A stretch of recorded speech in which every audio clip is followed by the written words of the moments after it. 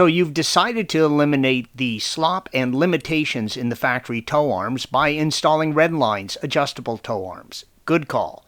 Begin by safely raising and supporting the vehicle and remove the rear wheels. The tow arm connects the subframe, blue arrow, via the arm, green arrow, to the wheel carrier, red arrow. You will need to remove the sway bar mounts and swing it out of the way to access the eccentric bolts on the subframe end of the tow arm. Use a 13mm socket or wrench and remove the mount and swing the bar down out of the way. The Rennline kit eliminates the need for the eccentric washers found on the factory tow arms. Since the adjustment is done and locked in on the turnbuckle, the kit includes eccentric lock washers to lock out this adjustment point. You do not need to mark the washers. Support the ball joint end at the wheel carrier and use an 18mm wrench to remove the nut, red arrow. If the ball joint spins while trying to remove the nut, use a T40 torque and fit it into the tapered end to hold the ball joint in place, red arrow. This will allow you to remove the nut.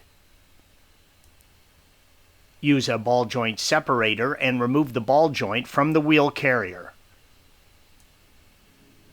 Next, use an 18 and 19mm wrench and loosen the subframe fasteners, blue arrows. With the nut off, use a pry bar to help walk the bolt out of the subframe mount. Do not forget to remove the eccentric washer from the inside mounting area. It's a tight fit for the mounting bolt and header. You will need to slightly angle the arm to get the bolt out, and the same applies to the installation, red arrow. This image shows the difference between the factory arm and the Rennline adjustable tow arm. The quality and adjustability are obvious. The Rennline kit includes the turnbuckle, ball joint, eccentric lockout washers, new hardware, hem joint, and spherical washers.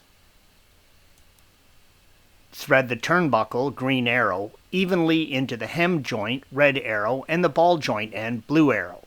Measure the length of the factory arm and set the Rennline arm close. This will allow you to drive the car to the alignment shop when you're done. Install the new eccentric lock washer and slightly angle the arm to install the new bolt, red arrow. Make sure the spherical washers are set in the hem joint, then install the other eccentric washer and the nylock nut. This image shows how the eccentric lock washer eliminates the adjustability and movement on the subframe end, red arrow.